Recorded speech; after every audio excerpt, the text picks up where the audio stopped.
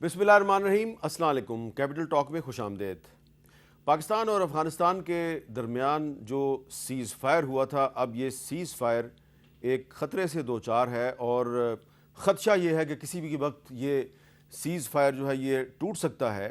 اور دوسری طرف افغانستان اور پاکستان کے بارڈر پہ جو صوبہ واقع ہے خیبر پختونخوا، تو خیبر پختونخوا میں بھی جو صورتحال ہے وہ ہمیں کافی بے یقینی کا شکار نظر آتی ہے، کیونکہ خیبر پختونخوا کے جو چیف منسٹر ہیں سہیل آفریدی صاحب، ان کی اپنی پارٹی کے بانی چیئرمین عمران خان صاحب کے ساتھ عدالت کے حکم کے باوجود ملاقات نہیں ہو رہی، اور ایسا لگتا ہے کہ سہیل آفریدی صاحب اور وفاقی حکومت کے درمیان جو محاذ رہی ہے یہ بڑھتی ہی جائے گی۔ تو اگر آپ نے ایک طرف افغانستان جو ہے اس کے ساتھ ایک سخت رویہ اختیار کیا ہوا، تو دوسری طرف خیبر پختونخوا کی حکومت کے ساتھ بھی اگر محاذرائی ہوگی تو اس کا الٹیمیٹلی فائدہ کون اٹھا سکتا ہے؟ یہ ایک بڑا ہی اہم سوال ہے۔ اور ایک اہم سوال یہ بھی ہے کہ یہ جو بڑھتی ہوئی کشیدگی ہے افغانستان کے ساتھ، اس میں پاکستان تحریک انصاف کس طرف کھڑی ہے؟ کیونکہ اطلاعات یہ ہیں کہ پاکستان تحریک انصاف جو ہے نومبر کے مہینے میں ایک دفعہ پھر احتجاج کی طرف جا رہی ہے۔ اس بارے میں ہم کس سے بات کریں گے؟ آج ہم بات کریں گے جناب خان صاحب سے، جو کہ پاکستان تحریک انصاف کے چیئرمین ہیں۔ گور صاحب بہت بہت شکریہ۔ تھینک یو جی۔ شروع کرتے ہیں جو افغانستان کے ساتھ جو پاکستان کے تعلقات میں اس وقت کشیدگی ہے، کافی وہ اب انتہا پر پہنچی ہوئی ہے۔ استنبول میں مذاکرات بھی ناکام ہو چکے ہیں۔ تو اگر خدا نہ خواستہ اگر افغانستان کے ساتھ سیز فائر ختم ہو جاتا ہے اور دوبارہ جھڑپیں شروع ہو جاتی ہیں، تو تحریک انصاف کس طرف کھڑی ہے؟ دیکھیں حامد میر صاحب، دو الگ الگ چیزیں میں کہوں گا۔ پاکستان کو تو اپنا حق دفاع ہر صورت حاصل ہے الحمدللہ، اور ہمارے پاس صلاحیت بھی ہے، ریسورسز بھی ہے، اور پاکستان کی ہر انچ کا دفاع کیا جائے گا، ٹیریٹوریل انٹیگریٹی کا، سورنٹی کا۔ اگر کوئی ملک ڈائریکٹلی اٹیک کرتا ہے یا وہ پراکسی وار میں پاکستان کے خلاف شامل ہو کر کے پاکستان پہ کوئی اٹیک کرے گا، تو اس میں سے کوئی دو رائے نہیں ہے کہ پاکستانیوں کی طرف پاکستان تحریک انصاف بھی ہمیشہ پاکستان ہی کے ساتھ کڑی رہے گی، اور ہم کڑے تھے بھی جب انڈیا کا وار ہوا۔ So Afghanistan is not different for us, اس میں بھی اگر کوئی ایسی صورتحال ہوئی ہم پاکستان کے ساتھ ہی کھڑے ہوں گے۔ لیکن میں یہ ضرور کہوں گا کہ پاکستان اپنے جو نیبرز ہیں ان کو کے ساتھ تو رہنا پڑتا ہے، اور یہ آپ کے بیسٹ انٹرسٹ میں ہے کہ آپ ان کے ساتھ پیسفلی رہے۔ جہاں تک افغانستان کا صورتحال ہے تو یہ بڑے کشیدہ قسم کا معاملہ ہے، کیونکہ وہاں پر طالبان کا شاید پورے افغانستان میں ابھی بھی ان کی رٹ اور کنٹرول نہیں ہے۔ لیکن جب ایک مثال اگر آپ کو دے دوں، جب actually a lot was at stake America کے ساتھ اور اس وقت یو ایس ایس آر تھا، تو رونلڈ ریگن نے یہ کہا تھا اور اس نے بڑی کوشش کی تھی، 2 معاہدے اس نے کروائے تھے، اور اس نے ایک ہسٹوریکل لفظ استعمال کیا تھا کہ جب وہ بہت کوشش کرتا کہ یو ایس ایس آر کے ساتھ ہمارا معاہدہ ہو، تو انہوں نے یہ لفظ استعمال کیا تھا کہ the one who has a lot at stake must exhaust all avenues۔ ہمارے پاس الاٹ ایٹ اسٹیک ہے، اس لیے اگر افغانستان ایک ڈائلاگ جس طرح نظر آ رہا ہے کہ شاید ترکی ہمیں جو اس طرح ہو رہے ہیں وہ شاید کامیاب نہیں ہو سکیں گے، ہمیں ایک اور وینیو کے لیے کوشش کرنی چاہیے، ایک اور کے لیے کوشش کرنی چاہیے، اور اس وقت تک کوشش کرنی چاہیے کہ کوئی نہ کوئی کنسنسس ہم ریچ کر سکے اور افہام و تفہیم سے معاملہ حل ہو۔ لیکن اب کابل سے یہ ایسی خبریں آ رہی ہیں کہ اگر پاکستان نے دوبارہ ہم پر کوئی حملہ کیا تو ہم براہ راست اسلام آباد کو نشانہ بنائیں گے۔ خدا نہ خواستہ اگر ایسی صورتحال پیدا ہو جاتی ہے تو اس کے بعد بھی آپ افغان طالبان کے ساتھ مذاکرات کی حمایت کریں گے؟ دیکھیں جی، افغان طالبان کے ساتھ تو پاکستان اگر پہ اٹیک کرتے تو آبویسلی ہوں گے، جس طرح پاکستان اور انڈیا بھی دوران جنگ ہی تو لوگ بات کرتے ہیں۔ ایسا نہیں ہے کہ جس وقت آپ کے جنگ شروع ہو جائے تو پھر آپ نہیں کرتے۔ ڈائلاگ تو بائی آل مینز ہونے چاہیے، وہ پہلے ہو بعد میں ہو، لیکن کوشش کرنی چاہیے کہ جب اس وقت اسپیشلی کہ پاکستان کے دوست ممالک ہو، چاہے وہ سعودیہ ہے، چاہے وہ یو اے ای ہے، چاہے وہ قطر ہے، چاہے وہ ترکی ہے، چاہے ملیشیا ہے، ان ممالک کا جتنا بھی انفلوئنس ہو سکتا ہے افغانستان کے، اور اگر اس میں اتنے فکشنز ہے طالبان کے، ان کے ساتھ بات چیت کی جائے تاکہ نوبت اس بات تک نہ پہنچے۔ لیکن اگر طالبان ہے اس کی بھی ہم مذمت کرتے ہیں۔ اگر طالبان کا یہ کہنا ہے پاکستان کے پاس یہ رائٹ ضرور ہے، اور یہ ساری دنیا کا یہی ہے، یو این چارٹر کہہ رہا ہے کہ جس ملک کو جہاں سے اٹیک ہو سکتا ہے اس کو ڈیفنس میں اپنا حق رائے استعمال کر سکتا ہے، تو اگر پاکستان اپنا رائٹ استعمال کرتا ہے تو افغانستان کے پاس بھی ہوگا۔ لیکن دو پڑوسی ممالک کے ساتھ کوشش کرنی چاہیے کہ ایک دوسرے کو انڈرسٹینڈ کرے اس معاملے پہ. چلیں یہ تو تھی پاکستان اور افغانستان کے درمیان جو کشیدگی ہے اس کی بات ہو گئی، لیکن تحریک انصاف کے اندر بھی کچھ کشیدگی چل رہی ہے. خیال یہ تھا کہ علی مین گنڈا پور صاحب وزارت اعلیٰ سے ہٹ جائیں گے تو تحریک انصاف کے اختلافات بھی ختم ہو جائیں گے، لیکن اب وہاں سے خیبر پختونخوا سے معاملات جو ہیں وہ اب پنجاب کی طرف جا رہے ہیں. آج ڈاکٹر عظمیٰ خان صاحبہ جو کہ عمران خان کی بہن ہیں، انہوں نے ایک بات کی، ذرا سنیں وہ کیا کہہ رہی ہیں. خان صاحب انہوں نے کہا جی احمد چٹھا، آپ کو پتہ ہے احمد چٹھا جو ان کے ساتھ کنٹینر پہ تھے، ان کو گولیاں بھی لگی تھی، اور بلال اعجاز ان کے نام پر ان کو عہدوں سے اتارا گیا ہے. تو انہوں نے واضح کیا کہ میں نے کسی کو نہیں کہا، یہ میرے پرانے ساتھی ہیں اور میں نے ان کو کسی کو عہدے سے نہیں اتارا. یہ انہوں نے واضح کیا اور تھوڑے سے پریشان بھی ہوئے اس چیز پہ کہ یہ میرے نام پہ کیوں یہ اس قسم کی چیز ہو رہی ہے. تو گور خان صاحب، عمران خان صاحب کے نام پر احمد چٹھا کو اور بلال اعجاز کو ان کے عہدوں سے ہٹا دیا گیا، یہ تحریک انصاف میں کیا ہو رہا ہے؟ نہیں دیکھیے، تنظیمی معاملات کچھ ایسے ہیں کہ میں تو ہمیشہ سے ریکویسٹ کرتا رہا ہوں، چاہے وہ خان صاحب کی فیملی ہے، چاہے دوسرے لوگ جاتے رہیں، چاہے لیڈرشپ ہے، میں ہمیشہ ان کو ریکویسٹ کرتا رہا ہوں کہ تنظیمی معاملات اور پارٹی معاملات، خان صاحب نے کی بھی یہی ہدایات ہے، آپ پرنٹ الیکٹرانک میڈیا پہ ذکر نہ کریں، آپ ان کی انسٹرکشن کے فارم میں ہمارے تک پہنچائے، رادر دین کے باہر کھڑے ہو کر کے کوئی کہہ دے جی خان صاحب کی یہ انسٹرکشن پارٹی ریلیٹڈ ہے اور یہ بھی ہے. ہاں البتہ یہ ہے کہ بلال اعجاز صاحب کی بہت زیادہ قربانیاں ہیں، احمد چٹھا صاحب کی بہت قربانیاں ہیں. اس وقت احمد چٹھا صاحب کو آلموسٹ 50 سال کی سزا ہوئی ہے، اور وہ جب الیکشن کنٹیسٹ کر رہے تھے اور خان صاحب کی ہدایات آئیں تو احمد چٹھا صاحب نے فوراً کہا، جو کہ یہ میں آپ کو بتاؤں کہ آلموسٹ 100 ایئرس کے بعد یہ پہلی مرتبہ ہے کہ چٹھا فیملی الیکشن میں پارٹیسپیٹ نہیں کر رہی.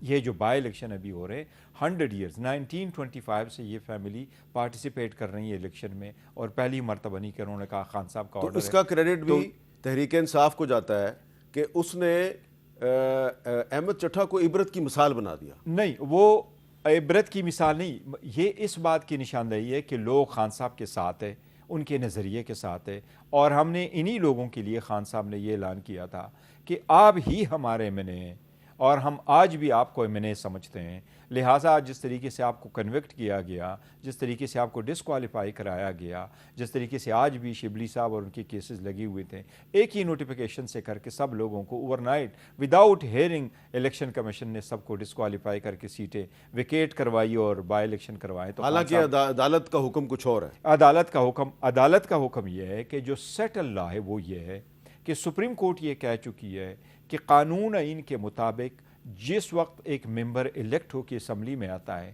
60 دن کے بعد اس کا الیکشن فائنل ہو جاتا ہے، یا وہ تو ہائی کورٹ ختم کر سکتا ہے، سپریم کورٹ وہ آرٹیکل 184(3) میں یا 199 میں لمیٹڈ سرکمسٹانسز میں شارٹ اپ اٹ صرف اور صرف 63 کی کارروائی کے مطابق ہوگا، جس میں ریفرنس اسپیکر یا چیئرمین سینٹ بھیجے گا، پھر ہیئرنگ ہوگی، اس کے بعد ہوگا. ہمارے میں کوئی ہیئرنگ نہیں ہوئی اور سیٹیں خالی کروائی گئی. اس کا ریزن یہی ہے کہ الیکشن کمیشن نے یہ سمجھا کہ اب 1 مہینہ انتظار کروں گا، اسپیکر کا ریفرنس آئے گا، پھر 3 مہینے میں چلاؤں گا، پھر لوگ ہائی کورٹ جائیں گے، جلدی کر لیں اور ہم فارغ ہو گئے. تو یہ بتائیں نا کہ احمد چٹھا صاحب اور بلال اعجاز صاحب کو کس نے نکالا پارٹی کے عہدوں سے؟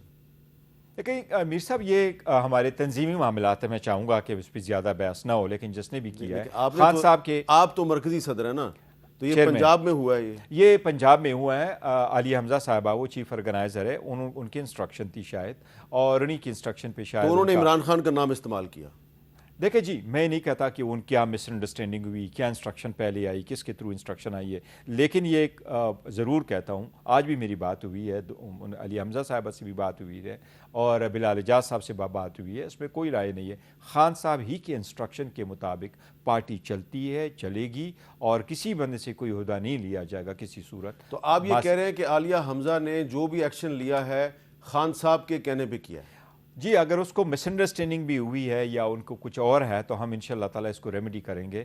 اچھا، اب ایک اور بات ہے کہ آج ایک اور بھی واقعہ ہوا ہے کہ کل خان صاحب کی ملاقات کے لیے ایک لسٹ جو ہے وہ علی ظفر صاحب نے جاری کی ہے، ایک لسٹ سلمان اکرم راجہ صاحب نے جاری کی ہے. دونوں میں مختلف نام ہیں اور ٹی وی پہ سکرینوں پہ ٹکر چل رہے ہیں کہ جی ان کی لسٹ میں یہ نام ہے، ان کی لسٹ میں یہ نام ہے. تو یہ تحریک انصاف میں ابھی تک دیکھیں جی، یہ ایسی چیزیں 2-3 چیزیں، ایک تو میں اوور آل کہہ رہا ہوں، جس طرح ابھی آپ کے پی کی حکومت کا ذکر کر رہے ہیں، डेमोक्रेटिक वैल्यू होने चाहिए और डेमोक्रेटिक वैल्यू हुकूमतों में भी हो और पार्टी के अंदर भी हो, और पार्टी के अंदर भी और बाहर हुकूमतों में भी कोई किंग ना हो। और इसका मतलब है कि एक दूसरे को बर्दाश्त करना पड़ता है, एक दूसरे को सुनना पड़ता है। अगर आप डेमोक्रेटिक बने, you really don't have to agree with me on everything. वो हमारे अगर पॉइंट ऑफ व्यू पे इख्तिलाफ है, लेकिन ये कोई कोऑर्डिनेशन इनकी ठीक नहीं हुई है। मैंने पता जो ही चला है, मैंने उनको कहा कि इनमें से कोई भी लिस्ट, सलमान राजा साहब का शायद ये कहना था कि सुपरिटेंडेंट जेल ने कहा है कोर्ट में कि ये वाली लिस्ट चलेगी। मैंने उनको कहा है कि चलो आपकी लिस्ट प्रिवेल हो जाए। मैं दोनों से रिक्वेस्ट करूंगा, I didn't know up until you now, जो आपने कहा है कि ये मैटर पब्लिक में भी आई है, otherwise it should not be in the public at all. कौन मिलता है, it's not a big deal. क्योंकि अदालत ने तो सलमान अकरम राजा साहब को कहा हुआ ना। नहीं, ये खान साहब की तरफ से एक SOP साइन हुआ था, उसमें उन्होंने 3 नाम दिए थे, मेरा, अली जफर साहब का और सलमान राजा साहब का। मैंने कभी आज तक नहीं भेजा, ये सारे वो भेजते तो थे। अली जफर साहब भी खान साहब की इंस्ट्रक्शंस पे चलते हैं, सलमान अकरम राजा साहब भी और आप भी? नहीं, वो तो इसमें तो कोई शक नहीं, लेकिन लेट्स सपोज आपने और मैंने लिस्ट तैयार करके भेजी, आपके पास 5 नाम आते हैं, मेरे पास आते हैं, तो मुझे और आपको चाहिए कि एक दूसरे से कोऑर्डिनेट करके कहें एक ग्रुप में कि जी कौन से 5 नाम भेजे, 5 चलाए थे, इनको भेज दे। तो वो सम टाइम कोऑर्डिनेशन ना होने की वजह से ऐसे। अच्छा, आप ये बताएं कि आपको क्या लग रहा है कि कल सुहेल अफरीदी साहब की खान साहब से मुलाकात हो जाएगी? मीर साहब, ये बड़ा एक सीरियस इशू है। मैं रिक्वेस्ट करूंगा कि मुलाकात होने चाहिए, मीटिंग की इजाज़त होनी चाहिए। एक चीफ एग्जीक्यूटिव को आप इजाज़त नहीं दे रहे, एक वज़ीर आला को आप इजाज़त नहीं दे, वो आ रहे, वो अपनी लीडर से मिले, वो कैबिनेट की बात करे, वो इंस्ट्रक्शन ले ले, वो पॉलिसी गाइडलाइंस ले ले। इसमें कोर्ट का ऑर्डर मौजूद है। अब हम कहाँ चले जाएँ? हम कोर्ट में गए, अक्टूबर 2023 से ये सारे ऑर्डर चले आ रहे थे। फिर इसके बाद एक हुआ, ये पहले जो ऑर्डर हुआ, उसके बाद जेल इंतज़ामिया ने कहा कि हम उसको सस्पेंड करते हैं। इसकी हमारे नोटिफिकेशन किया कि यहाँ ट्रेनिंग हो रही है। उसी दौरान हमने एक SOP पे एग्री कर लिया बाय कंसेंट कि नाम खान साहब देंगे, वो लोग आएंगे, 2 दिनों पे आएंगे। इतनी से तरह मुलाकातें हुई, फिर उस SOP पे अमल दरामद नहीं हुआ। फिर रेड पिटीशनें वापस आई, फिर रूल्स की बात आई, फिर 3 मेंबर बेंच ने ऑर्डर कर लिया था मार्च में। अभी रिसेंटली 3 मेंबर बेंच ने ऑर्डर कर लिया था। तो ये वाली बात ना देना, this is way too much you going, कि अगर आप रिफ्यूज़ करें, at the end of the day मुलाकात तो हो ही जाएगी। लेकिन अच्छा, हो जाएगी? नहीं, मैं कह रहा हूँ कब तक रखेंगे, देखें ना जी, शायद महीने के बाद, 1.5 महीने अगर मुलाकात, लेकिन ये बड़ा नामुनासिब। अगर मुलाकात नहीं होती तो क्या खैबर पख्तूनख्वा की प्रोविंशियल कैबिनेट नहीं बनेगी? प्रोविंशियल कैबिनेट से रिलेटेड जिस तरीके से आपने बताया है, तो वो डॉक्टर साहबा कल भी ये पैगाम लेके आई हैं कि अगर मुलाकात नहीं करते हैं तो मेरी तरफ से इजाज़त है, आप एक शॉर्ट कैबिनेट बना लें। उस पर लास्ट नाइट मीटिंग हुई है पार्लियामेंट्री पार्टी की, वो एक शॉर्ट कैबिनेट तो बना लेंगे, लेकिन बाकी कैबिनेट बनाना, इंस्ट्रक्शन लेना, नई हुकूमत के लिए गाइडलाइंस लेना, वफाकी हुकूमत से अपना जो वर्किंग रिलेशन है वो किस अंदाज में चलाना, इस पर खान साहब की इंस्ट्रक्शन तो बाय ऑल मीन ज़रूरी है। तो इसका मतलब है इमरान खान साहब को ये भी ख्याल है कि सुहेल अफरीदी साहब जो हैं, कहीं उनके ख़िलाफ़ कोई ऐसी सूरत हाल पैदा ना हो जाए कि उनकी हुकूमत को ख़त्म कर दिया जाए। सुने वज़ीर ममलकत बराए कानून अकील मलिक साहब ने क्या कहा है। बगैर काबीना के एक सूबा अगर चलता है तो क्या वफाकी हुकूमत गवर्नर रूल की तरफ भी जा सकती है? अभी क्योंकि सूबा जो है दहशतगर्दी की लहर में है, जो मज़ाकरात भी चल रहे हैं इस्तांबुल में, जो एक सूबे का वज़ीर आला होता है उसकी कॉन्स्टिट्यूशनल ड्यूटीज़ और रिस्पॉन्सिबिलिटीज़ होती हैं। अगर वो उन्हें अदा करने में ताख़ीर करे या अदा करने से कासिर हो, बेशक नापसंदीदा अमल हो 234 वाला, लेकिन वो फिर एक ऑप्शन मौजूद है, उस ऑप्शन की तरफ जाया जा सकता है। क्योंकि जितना डिले और जितनी ताख़ीर हो रही है इस तमाम तर मामले पे, तो सफ़र कौन कर रहा है? उस सूबे की आवाम कर रहे हैं। तो आप को यकीन है कि गवर्नर राज से बचने के लिए एक छोटी सी काबीना आ जाएगी जल्दी? काबीना तो बाय ऑल मीन्स आ जाएगी, और काबीना ना आने के लिए गवर्नर रूल का वो नहीं हो सकता। अच्छा। आइन बड़ा स्ट्रिक्ट है, और PPDM की जब हुकूमत पहली बनी तो ऑलमोस्ट 2 हफ्ते तक इनके पास भी काबीना नहीं था, और इवन पहले भी पंजाब की जब हुकूमत बनी उसकी तो उसमें भी और काबीना 2, 3, 4 की और भी बहुत सी रिक्वायरमेंट, पावर और भी रिक्वायरमेंट है। दूसरी भी, हमजा शहबाज जिस वक्त वज़ीर आला बने तो उसकी भी काबीना ऑलमोस्ट 1 महीने काबीना, इनका भी काबीना नहीं था, आल्दो उसे वोट मिल चुका था। लेकिन इस मामलात में नहीं। लेकिन अगर हुकूमत इस लाइन पे सोचती है तो न सिर्फ ये कि गैर जमहूरी है, लेकिन इसका मतलब है कि ये तो आग से खेल रहे हैं। اگر آپ خود مانتے ہیں کہ بڑا سینسٹیو صوبہ ہے, وہاں ٹیررزم اس وقت ہے اور ٹیررزم کے لیے آپ کو صوبہ چاہیے, آپ کو پبلک سپورٹ چاہیے, اگر ایک الیکٹڈ حکومت کو, الیکٹڈ اسمبلی کو آپ چلنے نہیں دیں گے اور اس میں گورنر رول لے کے آئیں گے یا ایمرجنسی لگائیں گے, تو پھر ساری رسپانسبلٹی وفاقی حکومت کی ہوگی اور اس سے بہت بڑا نقصان ہوگا. دوسری بات یہ کہ اگر اس وقت وزیر اعلیٰ ہے, وہ وزیر اعلیٰ کیا کرے, وہ کوئی گوریلا فورس تو نہیں کہ سیدھا جائیں کریں جی دروازہ کھولو, وہ آ جاتے ہیں, وہاں رک جاتے ہیں جس وقت ایک عام پولیس افسر وہاں کھڑا ہوتا ہے اور وہ کہہ رہے ہیں یہاں سے آپ آگے نہیں جا سکتے, باوجود ایسے کہ ایک نہیں نیومرس ہائی کورٹ کے آرڈر موجود ہیں کہ آپ جائیں. یہ وزیر اعلیٰ جو ہے انہوں نے پہلے بھی ایک آرڈر لیا تھا, ایک as a minister as M P A بھی لیا تھا کہ خان صاحب سے ملنا, تو وہ سارے آرڈر تو موجود ہیں. This is the maximum we can do, اور وہ آرڈر امپلیمنٹ ہونے چاہیے. اچھا بیرسٹر گور خان صاحب یہ بتائیں کہ کیا نومبر میں ایک دفعہ پھر تحریک انصاف سڑکوں پر آنے کا ارادہ رکھ رہی ہے؟ دیکھیں, پاکستان تحریک انصاف جمہوری پارٹی ہے, جمہوری سٹرگل پہ یقین کرتی ہے. ابھی تک خان صاحب نے جو پہلے لاسٹ ٹائم میڈیا سے بات کی تھی, انہوں نے کہا میں جب بھی کوئی کال دوں گا تو میں اسلام آباد کے لیے کال نہیں دے رہا ابھی, لیکن جو بھی کوئی کال خان صاحب کی ہوگی, پہلے بھی ہم نے جلسے کیے ہیں, جلوس کیے, دھرنے دیے ہیں, جو کچھ کیا ہے خان صاحب کے ہدایات کے مطابق کیا. But as of now as we speak نومبر میں کوئی خان صاحب نے کوئی پلان کیا نہیں ہے کہ کوئی ایسا میرا ارادہ. تو یہ جو سہیل آفریدی صاحب مسلسل جلسے کر رہے ہیں, ایسے علاقوں میں بھی جا رہے ہیں خیبر پختونخوا کے جہاں پر ان کو سیکورٹی ایجنسیز کہتے ہیں مت جائیں, یہاں پہ حملے کا خطرہ ہے, وہ وہاں پہ بھی جا کے جلسہ کر رہے ہیں, تو وہ کوئی ماحول نہیں بنا رہے؟ نہیں, ماحول بنانے کی بالکل بات نہیں ہے کہ وہ ماحول بنا رہے. ایکچولی جو وہاں پہلے کنونشن کیا کرتے تھے تو ہمارے جو صوبائی صدر ہے جنید صاحب, وہ وہاں جایا کرتے تھے اور آلموسٹ ہر ضلع پہ دو ایک کنونشن انہوں نے ضرور کیا ہوا ہے. تو یہ اس قسم کے علاقے تھے کیونکہ انہوں نے جانا تھا دا نیکسٹ پشاور, چارسدہ سے کرگ, ہمارا شاہد صاحب ہے وہاں, اور اس کے بعد اپنے علاقے میں اس نے جانا تھا. دس فور دیئر پرپز, ادروائز کوئی ایک پراپر پلان جلسوں کا نہیں دیا گیا ہے کہ وزیر اعلیٰ جو ہے ان کو لیڈ کرے گا. نہ خان صاحب کی طرف سے ایسی ہدایات آئی ہے کہ آپ پورے جلسے میں لوگوں کو کرے اور پھر آپ لیڈ کریں گے, اس طریقے سے. اچھا گور خان صاحب, آج وزیر اعلیٰ پنجاب مریم نواز صاحبہ نے لاہور میں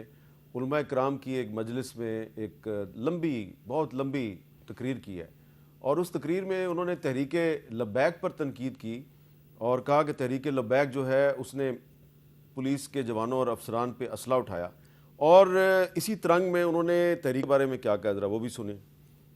جب ایک سیاسی جماعت ہتھیار اٹھاتی ہے تو وہ سیاسی جماعت نہیں رہتی. جب مذہبی جماعت ہتھیار اٹھاتی ہے وہ مذہبی جماعت نہیں رہتی, وہ تشدد پسند جماعت ہو جاتی ہے.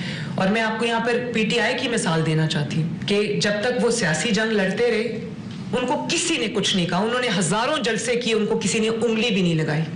جس دن انہوں نے ریاست کے خلاف ہتھیار اٹھا لیا, جس دن انہوں نے ہتھیار استعمال کیے, گولیاں چلائیں, املاک کو جلایا, ریاست کی اور عوام کی املاک کو جلایا, اور انہوں نے وہ رویہ اختیار کر لیا جس سے وہ سیاسی جماعت کی کیٹیگری سے باہر نکل گئی, اس دن سے ان کا زوال شروع. آپ کی جماعت نے ریاست کے خلاف ہتھیار اٹھائے اور آپ سیاسی جماعت کی کیٹیگری سے باہر جا چکے ہیں. اس کے پیچھے جو ایک طوفان چھپا ہوا ہے وہ آپ کو سمجھ آ رہا ہے کہ آپ پر بھی پابندی لگ سکتی ہے؟ دیکھیں, مریم بی بی کے اعصاب پہ ہر وقت پی ٹی آئی رہتی ہے یا وہ ٹک ٹاک کے ساتھ زیادہ مشہور رہتی ہے, جبکہ ٹک ٹاک اور یہ چیزیں اٹ سیلف ایک الکوہلزم سے بھی زیادہ ایڈکٹیو ہے اور وہ بارک کرتی ہے. تو اس لیے میں تو ان الفاظ کی مذمت کرتا ہوں کہ اگر آپ چیف ایگزیکٹو ہے کی صوبے کی تو آپ کسی بھی سیاسی جماعت کو ایسے الفاظ سے نہ دیں. جب ہم رسپانس کرتے ہیں تو پھر یہ کہتے ہیں آپ ریاست کے خلاف ہیں. ہم ریاست کے وفادار ہیں, اور پاکستان پہ جب اٹیک ہوا تو ہم سب سے پہلے تھے, مریم بی بی سی سب سے پہلے ہم تھے, اور ہمارے لوگ ان سے بھی پہلے پاکستان کے لیے تھے. محب وطن لوگ ہیں, پاکستان کے ہیں, ہمارے لوگ یہاں آئے ہیں, ان پہ گولیاں چلی ہے. ہم نے کبھی ہتھیار نہیں اٹھائے, نہ کبھی ہتھیار اٹھائیں گے.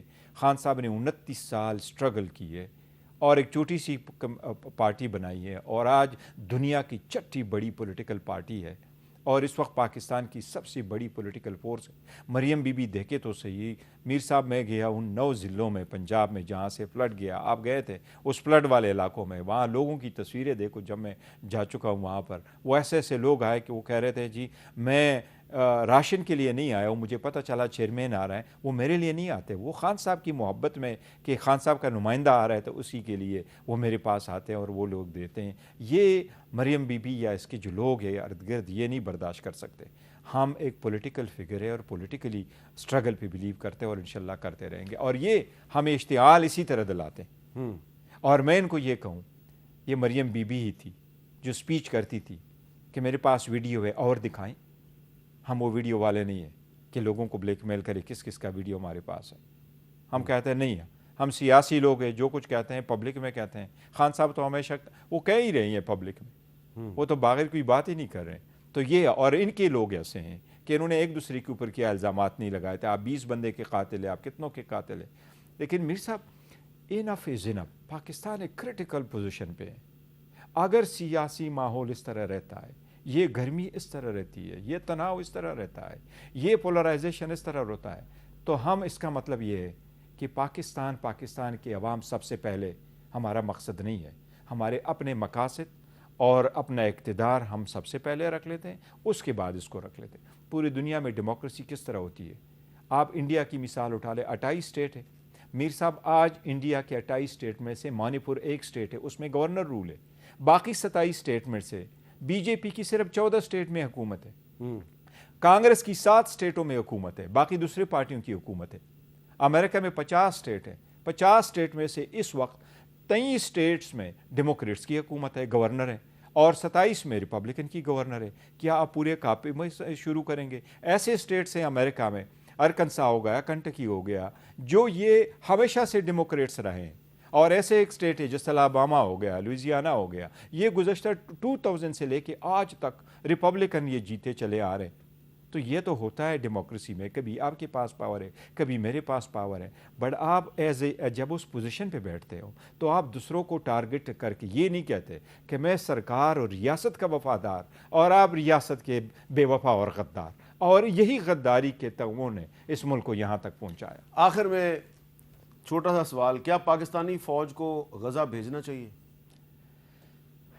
دیکھیں، جو غزہ کا ٹروس ہوا ہے، میں تو نہیں کہتا، پاکستان نے پہلے ایک فیصلہ کر لیا تھا، اور وہ فیصلہ یہی تھا کہ ایون یو اے ای کے نے جس وقت کیا تھا تو یہ میٹر اس وقت بھی پارلیمنٹ کے سامنے آیا تھا، اور پارلیمنٹ نے اس پہ فیصلہ کیا تھا۔ یہ بہت سیریس ایشو ہوگا اگر ایسا ہے تو the best forum is parliament, اور لیکن میرا ذاتی اوپینین یہی ہے کہ نہیں، کسی صورت نہیں، ہمیں وہ نہیں کرنا۔ اچھا، تو آج اسد قیصر صاحب نے دوبارہ فضل الرحمان سے رابطہ کیا ہے، اس کی کوئی وجہ بتائیں گے آپ؟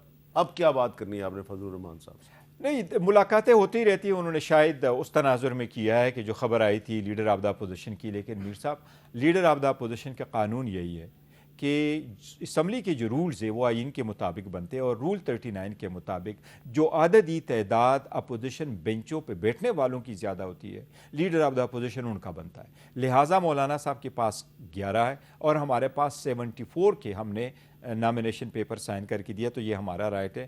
پیپلز پارٹی جو حکومتی بینچز پہ بیٹھنے والے لوگ ہیں، وہ بینچز چینج کیے بغیر اپنا اس میں نام نہیں ڈال سکتے، تو نہ ادھر ڈال سکتے ہیں، نہ سینٹ میں ڈال سکتے ہیں۔ ہمارا رائٹ ہے، ہم سبمٹ کر چکے ہیں علامہ راجہ ناصر صاحب کی کہ اس کی نوٹیفیکیشن ہو۔ ہمارا رائٹ ہے کہ محمود خان چکزئی صاحب کی ہو، ان کی بڑی قربانی ہے ڈیموکریسی کے لیے۔ ضیاء الحق کا جو 8th امینڈمنٹ تھا، سب سے پہلے انہوں نے وہ چیلنج کیا تھا، ایک رپورٹڈ ججمنٹ ہے، لاء کے اسٹوڈنٹ جانتے ہیں کہ محمود خان چکزئی بنام فیڈریشن آف پاکستان کے تھے، ان کی بڑی قربانی ہے، خان صاحب نے ان کو نامنیٹ کیا اور ہم اس کو سپورٹ کر رہے ہیں، ہم نے فائل کیا، ہمارا رائٹ ہے۔ ہاں، البتہ مولانا صاحب کے ساتھ ہماری الائنس نہیں بن سکا، باقی چیزیں نہیں ہو سکی، لیکن اپوزیشن میں ہمارے ساتھ ہے، تو اچھا رویہ تو ہم رکھنا چاہیں گے۔ بہت بہت شکریہ۔ بیرسٹر گور خان صاحب ہمارے سے بات کر رہے تھے، اب ایک لیتے ہیں اور وقفے کے بعد ہم بات کریں گے مسلم لیگ نون کے پنجاب کے صدر اور سینیٹر رانا ثناء اللہ خان صاحب کے ساتھ۔ وقفے کے بعد دوبارہ ملتے ہیں۔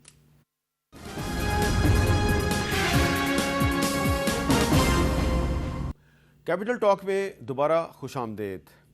خیبر پختونخوا کے نو منتخب وزیر اعلیٰ سہیل آفریدی مسلسل یہ مطالبہ کر رہے ہیں کہ ان کی اڈیالہ جیل میں اپنی پارٹی کے قائد عمران خان صاحب سے ملاقات کروائی جائے۔ ملاقات نہیں ہو پا رہی، جس پہ کہ ان کا جو لہجہ ہے کافی تلخ ہے۔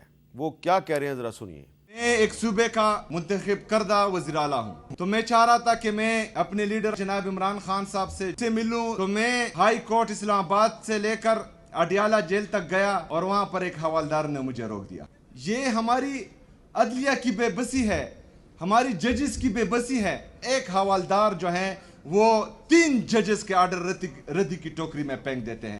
پچھلے ہفتے ہمارے پروگرام میں وزیر اعظم کے مشیر برائے سیاسی امور سینیٹر رانا ثناء اللہ صاحب نے یہ کہا تھا کہ سہیل آفریدی صاحب کی ملاقات جو ہے پیر یا منگل تک ہو جائے گی. ایگزیکٹ الفاظ ان کے کیا تھے ذرا سنیے. ملاقات تو میرا خیال ہے کہ آج جمعہ کے بعد یہ ویکنڈ پہ آف ڈیز ہوتے ہیں, منڈے کو ہو جائے گی. اب ہائی کورٹ کا حکم ہے, ملاقات سپرنٹینڈنٹ نے کرنی ہے, سپرنٹینڈنٹ کا اختیار ہے. تو اس پہ آج گفتگو کے لیے ہمارے ساتھ موجود ہیں رانا ثناء اللہ صاحب. رانا صاحب بہت بہت شکریہ. رانا صاحب آپ نے پچھلے ہفتے ہمارے ایک شو پہ یہ کہا تھا کہ پیر یا منگل تک سہیل آفریدی کی ملاقات ہو جائے گی, لیکن وہ ملاقات جو ہے وہ ابھی تک نہیں ہوئی اور ان کا لہجہ دن بدن تلخ ہوتا جا رہا ہے. تو یہ ملاقات کیوں نہیں ہو رہی؟ دیکھیں میر صاحب, یہ ان کا لہجہ ہی ہے جس نے ان کو اس مصیبت میں جو ہے وہ پکڑا ہوا ہے. یہ اگر اپنا لہجہ درست کر لیں, اپنے الفاظ درست کر لیں اور اپنے ذہن میں جو ہے وہ کچھ چیزوں کو سوچ سمجھ کے تو اس کے مطابق عمل شروع کریں تو شاید ان کی بہت ساری مشکلات جو ہیں وہ حل ہو جائیں. معاملہ یہ ہے کہ انہوں نے ہائی کورٹ میں جا کے درخواست دی کہ جی مجھے ملاقات کی اجازت دی جائے, تو ہائی کورٹ نے تو ان کی ملاقات کے آرڈرز ہی نہیں کیے. اچھا, یعنی اتنے یہ کم عقل ہیں کہ ہائی کورٹ نے کہا کہ جی دیکھیں ہم نے تو آرڈرز کیے ہوئے ہیں آلریڈی. وہ لسٹ کا ایک سسٹم بنا ہوا ہے, اس لسٹ میں جا کے اپنا آپ نام ڈلوائیں اور جا کے ملاقات کر لیں. اچھا, اور ان کو یہ نہیں معلوم کہ وہ لسٹ جو ہے وہ لسٹ صرف عمران خان صاحب کی فیملی اور ان کے وکلاء کے لیے ہے. اچھا, تو اب یہ چیف منسٹر صاحب کا اس لسٹ میں نام کیسے داخل ہوگا؟ تو اب یہ اس بات میں پھنس گئے ہیں. لیکن آج یعنی ہائی کورٹ کے 3 رکنی بینچ نے کسی آرڈرز میں یہ نہیں کہا کہ mister Sohail Afridi the chief minister of KPK کی ملاقات کروائی جائے. ایسا کوئی آرڈر نہیں ہے. تو آپ کے خیال میں اب ان کی ملاقات کا کوئی امکان ہے یا نہیں ہے؟ دیکھیں جی, جو جیل رولز ہیں میر صاحب, اس کے مطابق کوئی بھی آدمی جو ہے وہ جب جیل میں ہوتا ہے تو اسے 2 طرح کے لوگ مل سکتے ہیں. ایک اس کے وکلاء مل سکتے ہیں جو اس کے کیس کی پیروی کر رہے ہیں, اور دوسرا اس کے امیجیٹ فیملی ممبرز مل سکتے ہیں.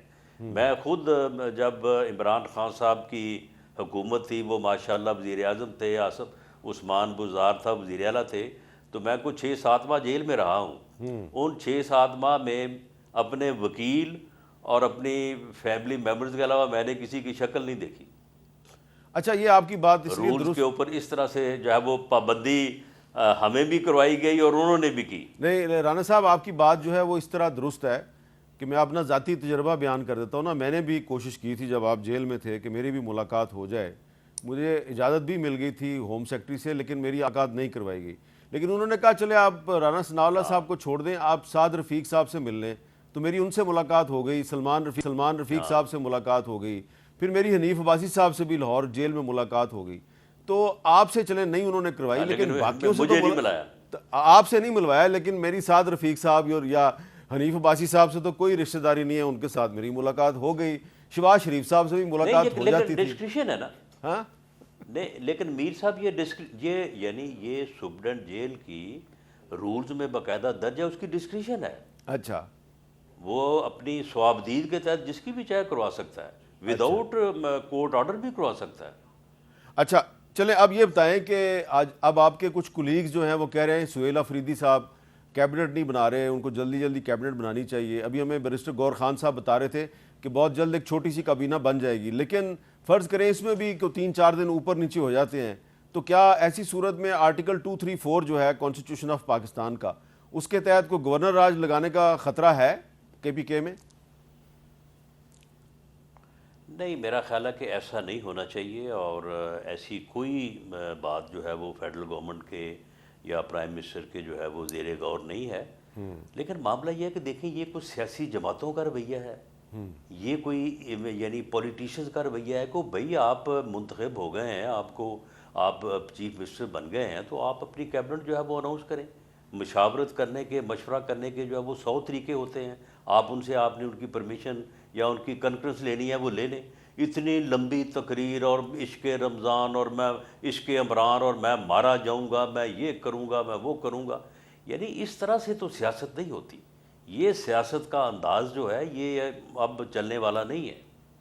اچھا رانا صاحب، ایک طرف افغانستان کے ساتھ ہماری کشیدگی بڑھ رہی ہے، ہمارے افغانستان کے ساتھ مذاکرات جو ہیں وہ کامیاب نہیں ہوئے، کوئی بریک تھرو نہیں ہو سکا استنبول میں، تو دوسری طرف اگر خیبر پختونخوا کے چیف منسٹر کے ساتھ اس طرح کشیدگی برقرار رہے گی تو آپ کو نہیں لگتا کہ اس سے پاکستان کے دشمن کوئی نہ کوئی فائدہ اٹھا سکتے ہیں؟ دیکھیں میر صاحب، میں آپ کو ایک بات بتاؤں کہ جہاں تک تو ہے نا عسکری محاذ، جہاں تک ہمیں بیرونی جارحیت کا جو ہے وہ خطرہ ہے یا سوال ہے، وہ آپ نے دیکھ لیا کہ ہندوستان ایک بہت بڑی قوت تھا، ہم سے کوئی 5 گنا بڑی وہ قوت ہے، 10 گنا بڑی معیشت ہے، اور اس کو آپریشنل آر تو میرا خیال ہے کہ کوئی 10 یا 12 گھنٹے تھے، لیکن یہ 10-12 دن بعد چلی ہے اور انڈیا کو مکمل سکون ہو گیا ہے، جسے کہتے ہیں نا کہ پنجابی میں کہ آرام آ گیا ہے۔ یہ افغانستان کو بالکل آرام آ جائے گا۔ اس کی وجہ یہ ہے کہ آپ جو فوج ہے، صرف فوج نہیں لڑتی، جو سپہ سالار ہے نا اس کی پالیسی اور اس کی حکمت عملی جو ہے وہ لڑتی ہے۔ آپ کی جو عسکری قیادت ہے اور خاص طور پہ جو فیلڈ مارشل ہیں، میں جو ہے وہ اسلامی جنگیں اور خاص طور پہ جنگ یرموک، جس کی فتح کے بعد رومن امپائر جو ہے وہ مسلمانوں کی جو ہے وہ قدموں میں آ کے گرا اور بیت المقدس اور پورا شام جو ہے وہ فتح ہوا، اس میں اگر آپ دونوں طرف کی فوجوں میں سے خالد بن ولید جو سپہ سالار تھا اسلامی فوج کا، اس کو نکال لیں نا، تو یہ شکست جو دوسری طرف ہوئی ہے وہ اس طرف بھی ہو سکتی تھی۔ یہ کوئی تقریباً کوئی جو ہے وہ مہینے 1.5 مہینے کی جنگ ہے۔ تو فیلڈ مارشل جو ہے اس کی آپ حکمت عملی دیکھیں، اس کا جو ہے وہ اس بارے میں جو ہے وہ اس کا ریزالو دیکھیں، اس آدمی میں جو ہے وہ خالد بن ولید جیسے اوصاف پائے جاتے ہیں، وہ اس پائے کا جرنیل ہے۔ تو اس لیے عسکری محاذ کے اوپر تو آپ کو کوئی فکر کرنے کی ضرورت نہیں ہے۔ اندرونی محاذ جو ہے، جو سیاسی عدم استحکام ہے، اس کی فکر ہمیں کرنی چاہیے۔ اور وہ جو صاحب بیٹھے ہیں نا اڈیالہ میں، انہیں چاہیے کہ وہ پرائم منسٹر کی جو آفر ہے، جو ریکویسٹ ہے کہ آئیں میثاق استحکام پاکستان کریں، ٹھیک ہے، اس کے اوپر اسے مثبت رد عمل کا اظہار کرنا چاہیے، تو اس ملک کو، پاکستان کو جو ہے وہ خیر ہی خیر ہے۔ ہم ہر طرف سے جو ہے وہ آگے بڑھنے اور اس ملک کو جو ہے وہ وہاں پہ لے کے جانے کے قابل ہو چکے ہیں کہ جہاں کے ہمارے آباء و اجداد نے خواب دیکھے تھے یا جس کے لیے پاکستان بنا تھا۔ اچھا رانا صاحب، آپ وزیر اعظم کے مشیر بھی ہیں اور کیبنٹ میں بھی شامل ہیں، آپ کا اپنا کیا خیال ہے کہ افغانستان کے ساتھ دوبارہ مذاکرات کا سلسلہ شروع ہونا چاہیے، یا پھر جس طرح کہ آپ کہہ رہے ہیں کہ ان کو سبق سکھا دیا جائے گا؟ وزیر دفاع خواجہ آصف صاحب بھی اسی طرح کے بیانات دے رہے ہیں کہ ہم ان کو چھٹی کا دودھ یاد کرا دیں گے، لیکن دوسری طرف جو وزیر داخلہ ہیں محسن نقوی صاحب، ان کی تہران میں ملاقات ہوئی افغانستان کے نائب وزیر داخلہ سے، تو وہ ان کا ہاتھ اپنے ہاتھ میں پکڑ کر تو میڈیا کو کہہ رہے ہیں جناب کہ ہم مذاکرات کے ذریعے مسئلہ حل کریں گے۔ تو یہ جو معاملہ ہے، اس میں آپ خواجہ آصف صاحب کی رائے سے اتفاق کرتے ہیں یا جو محسن نقوی صاحب کی اپروچ ہے آپ اس کے حامی ہیں؟ میں فیلڈ مارشل صاحب کا جو اس بارے میں ویو ہے جی، اور جو ان کی حکمت عملی ہے، میں اس سے اتفاق کرتا ہوں، اور میں سمجھتا ہوں کہ ہوں گے تو مذاکرات ہی، لیکن وہ مذاکرات جو ہے وہ اس وقت تک نہ ہوں گے، نہ کامیاب ہوں گے، جب تک جو ہے وہ تسلی تشفی نہیں پہلے ہو جاتی، اور وہ تسلی تشفی جو ہے وہ کروا دی جائے گی۔ جو میرا اس بارے میں جو یعنی اندازہ ہے کہ وہ ایک دفعہ ہوئی ہے، تو میرا خیال ہے کہ کوئی 1-2 مرتبہ اور ہوگی تو اس کے بعد پھر مذاکرات کامیاب ہو جائیں گے۔ لیکن چلے مذاکرات کبھی نہ کبھی تو ہوں گے، لیکن اگر پاکستان نے افغانستان کی تسلی اور تشفی کرنے کی کوشش کی اور انہوں نے بھی کوئی ایسا ہی کام دوبارہ کر دیا تو معاملہ بگڑ نہیں سکتا؟ کیونکہ آپ خود ہی کہتے ہیں کہ اور صحیح کہتے ہیں کہ انڈیا جو ہے وہ اس محاذرائی کے پیچھے ہے، وہ اس سے فائدہ اٹھانے کی کوشش کرے گا. تو ایسی صورت میں پاکستان کو بیک وقت یہ بھی تو ہو سکتا ہے دو محاذوں پر مقابلہ کرنا پڑ جائے. نہیں، میں نے بات کی ہے کہ ہمیں جو ہے وہ یعنی اندرونی اور جو یا معاشی محاذ جو ہے اس کے اوپر ہمیں اپنی توجہ جو ہے وہ پوری دینی چاہیے. عسکری محاذ پہ جو ہماری عسکری قیادت ہے وہ کوائٹ کمپیٹنٹ ہے. ٹھیک ہے. اور اسی حکمت عملی کی کامیابی اور ناکامی ہوتی ہے. باقی پھر فوج تو شاید انڈیا کی ہم سے 5 گنا زیادہ ہے اور اس کے پاس ہتھیار بھی زیادہ ہیں، باقی چیزیں بھی زیادہ ہیں، لیکن آپ نے دیکھ لیا کہ کیا انجام ہوا ہے ان کا. بالکل. رانا صاحب کچھ 2-3 مزید سوالات آپ سے کرنے ہیں. ایک وقفہ لے رہے ہیں ہم اور وقفے کے بعد رانا ثناء اللہ صاحب سے مزید گفتگو کریں گے.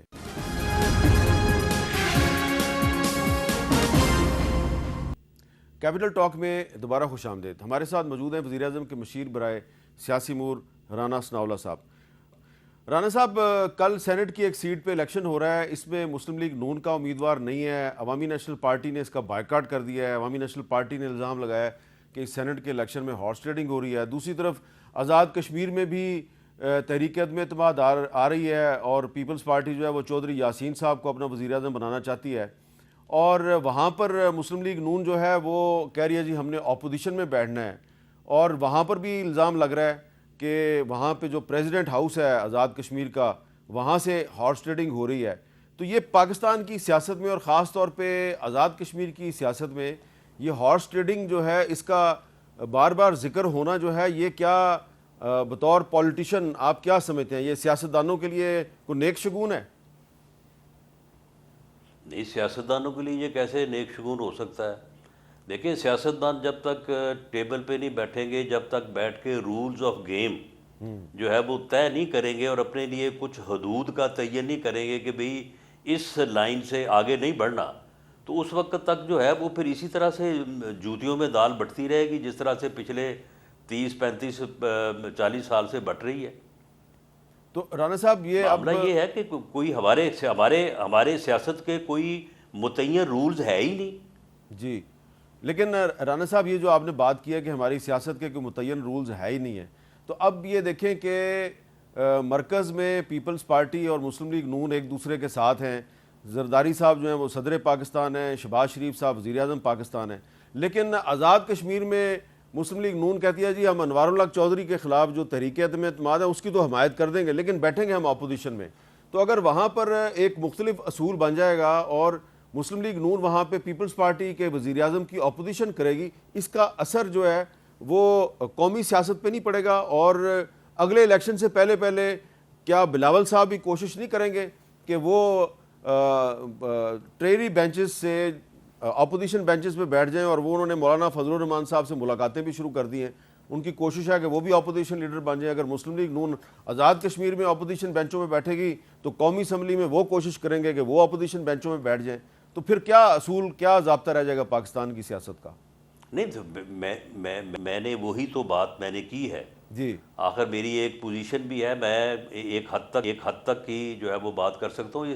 اس ملک میں یہ بھی رہا ہے نا کہ لوگ جو ہے وہ بلوچستان میں جو ہے وہ حکومت میں تھے اور اسلام آباد میں مرکز میں وہ اپوزیشن میں تھے. یہ بھی دور آپ نے دیکھا ہے، آپ اس کے اوپر تبصرے بھی فرماتے رہے ہیں، تنقید بھی کرتے رہے ہیں. جی جی. تو معاملہ یہ ہے کہ انوار الحق صاحب آئے کیسے، آئے کہاں سے، لایا کیسے گیا، حکومت کیسے بنائی؟ جی، یعنی یہ ساری چیزیں جو ہیں یہ ان کو آپ اگر سب کو یعنی پیش منظر کو دیکھنے سے کے ساتھ ساتھ پس منظر بھی دیکھیں تو پھر آپ کو سمجھ آ جاتی ہے کہ کوئی متعین اصول نہیں ہے. تو اس لیے پھر وقتی طور پہ جو ضرورت ہوتی ہے، اب وقتی طور پہ آزاد کشمیر کی یہ ڈیمانڈ ہے. ہم وہاں پہ اس مذاکراتی کمیٹی جو نیگوشیشن کے لیے گئی تھی، جس نے وہ عوامی ایکشن کمیٹی سے نیگوشیٹ کیا اور وہ ایک ایسی صورتحال بننے جا رہی تھی جو بڑی جو ہے وہ تباہی کا باعث ہوتی، اس میں بھی شامل تھا. میر صاحب اب اس کی ڈیمانڈ ہے کہ انوار الحق صاحب جو ہے وہ وہاں سے فارغ ہوں, یہ موجودہ سیٹ اپ جو ہے یہ تبدیل ہو, یہ ضرورت ہے. اچھا, اس لیے ہم بھی اس کے اوپر متفق ہیں, پیپلز پارٹی بھی متفق ہے. اب ہمارا یہ کہنا ہے کہ آپ اس سیٹ اپ کو ہٹانے کے بعد فوری طور پہ ایک کریڈیبل الیکشن دیں اے جے کے کو. پیپلز پارٹی کہہ رہی ہے کہ نہیں جی تھوڑے سے عرصہ چلا کے کوئی انتظامات کرنے دیں, یہ کرنے دیں, وہ کرنے دیں, تو پھر as soon as possible election دیں گے. اچھا, اس کے اوپر پھر ہمارا اختلاف ہے, تو ہم نے کہا کہ پھر ہم اپوزیشن میں بیٹھیں گے. اچھا, اب اس میں ایک اور سوال یہ پیدا ہوتا ہے کہ جس طرح آپ نے بھی ذکر کیا کہ کس طرح لایا گیا انوار الحق چودھری صاحب کو, تو یہ بھی ایک سبق نہیں ہے سیاستدانوں کے لیے کہ جو لوگ جس طریقے سے انوار الحق چودھری جیسے سیاستدان کو اقتدار میں لے کے آتے ہیں تو وہ پھر جب عوام خلاف ہو جائیں تو پھر وہ اس کو نکالنے کے راستے میں کوئی رکاوٹ بھی نہیں بنتے, اور پھر وہ بندہ جس طرح آتا ہے اس سے زیادہ برے طریقے سے وہ نکل بھی جاتا ہے. تو اس لیے سیاستدانوں کو کسی کے کندھے پہ بیٹھ کر اقتدار میں نہیں آنا چاہیے, اپنے زور بازو پہ اقتدار میں آنا چاہیے. نہیں, وہ بات تو وہی ہے نا کہ یہ بات آپ بھی کہتے ہیں, میں بھی کہتا ہوں, جب آپ کو کندھا ملتا ہے تو آپ بھی بیٹھ جاتے ہیں, جب پھر مجھے ملتا ہے تو پھر میں بھی بیٹھ جاتا ہوں, ایک دوسرے پہ تنقید کرتے رہتے ہیں کہ جی جب میں بیٹھا ہوں تو آپ کہیں گے کیوں بیٹھا ہے, جب آپ بیٹھے تو میں کہوں گا کیوں بیٹھا ہے. تو کیوں نہ دونوں بیٹھ کے جو ہے وہ ایک سیاست کے اصول جو ہے ان کا تعین کریں. اچھا, اب کہ بھئی یہ چارٹر آف ڈیموکریسی کیا ہے, بالکل ٹھیک ہے, بالکل ٹھیک ہے. اچھا, آئیں لیکن اس کو بہتر کریں. تو یہ بتائیں کہ اگر بلاول بھٹو زرداری صاحب جو ہیں وہ قومی اسمبلی میں اپوزیشن لیڈر بننے کی کوشش کرتے ہیں تو ایسی صورت میں آپ کے لیے کوئی بحران نہیں پیدا ہو جائے گا؟ دیکھیں, وہ بحران تو پھر ان کے لیے بھی, جو بحران پیدا ہوگا وہ ان کے لیے اور ہمارے لیے ایک جیسا ہی ہوگا. ہاں, کشتی ایک میں ہی سوار ہیں ہم. اچھا چلیں. اچھا رانا صاحب, آپ آخر میں یہ بتائیں کہ یہ جو ایک پرپوزل ہے جس پہ آپ نے ایک ہلکا پھلکا تبصرہ تو کیا ہے, لیکن اب تو معاملہ جو ہے وہ کافی آگے بڑھتا ہوا نظر آ رہا ہے, کیا پاکستانی فوج کو غزہ میں جانا چاہیے, اور اگر جانا چاہیے تو کس پلیٹ فارم کے تحت جانا چاہیے؟ دیکھیں, پلیٹ فارم تو ایک ہی ہوگا, اور وہ پلیٹ فارم وہی ہوگا کہ جو وہاں پہ ایک معاہدہ ہوا, اس معاہدے کی مختلف جو ہے وہ جیتے ہیں, اس کی تفصیل تو خیر ابھی کسی جگہ سے بھی دیکھنے کو نہیں ملی, لیکن جو میڈیا نے رپورٹ کیا ہے. دیکھیں, میر صاحب وہاں پہ جتنا ظلم ہوا ہے اس کی تاریخ میں مثال نہیں ملتی. یعنی لوگوں کو صرف گولیوں سے اور بمبوں سے نہیں مارا گیا, لوگوں کو بھوک سے مارا گیا ہے, پیاس سے مارا گیا ہے. اب وہاں پہ اگر فوج جاتی ہے اور جا کے اپنے فلسطینی بھائیوں کے لیے جو ہے وہ زیادہ یا تھوڑا کچھ نہ کچھ جو ہے وہ ریلیف فراہم کرنے کا باعث بنتی ہے, اور پاکستان کی فوج جو ہے وہ ایک یعنی کمپیٹنٹ اپنا اور ایک ایسی فورس ہے کہ جو اسلام کے جذبے سے بھی اور ادروائز ایکسپیرینس وائز بھی جو ہے وہ ایک ایکسپیرینس رکھتی ہے. اس نے بہت سارے قوم زدہ کے مشنز میں وہ پہلے بھی کام کیا ہوا ہے. تو میں سمجھتا ہوں کہ یہ فلسطین کے لوگوں کے لیے جو ہے وہ بہت اچھا ہوگا, اور اگر ہمیں ان لوگوں کی خدمت یا ان کے لیے کچھ نہ کچھ کرنے کا موقع ملتا ہے تو یہ ایک سعادت ہوگی. یہ ہمیں اس موقع کو جو ہے وہ ضائع نہیں کرنا چاہیے, اور ہمیں اس میں جو ہے وہ اپنا رول ادا کرنا چاہیے. یہ معاہدہ جو ہے یہ فلسطین کے لوگوں نے کیا ہے, یہ حماس کے لوگوں نے کیا ہے, یہ عرب نے کیا, ہم نے نہیں کیا. ٹھیک ہے, یہ امن فورس اس معاہدے کے تحت بننی ہے. ٹھیک, بہت بہت شکریہ رانا ثناء اللہ صاحب ہم سے بات کر.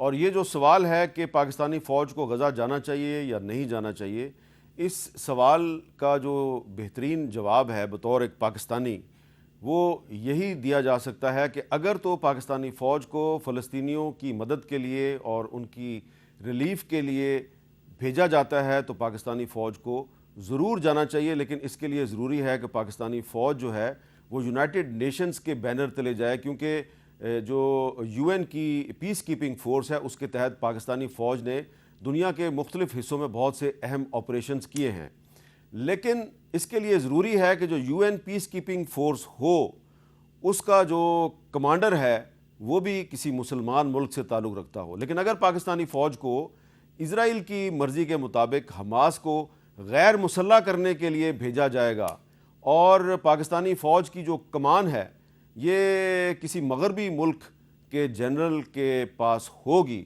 تو ایسی صورت میں پاکستان کے لیے بہت سے مسائل پیدا ہو سکتے ہیں، اس لیے معاملہ بہت نازک ہے، اس پہ پارلیمنٹ میں بحث بھی ہونی چاہیے۔ مجھے دیجیے اجازت، اللہ حافظ۔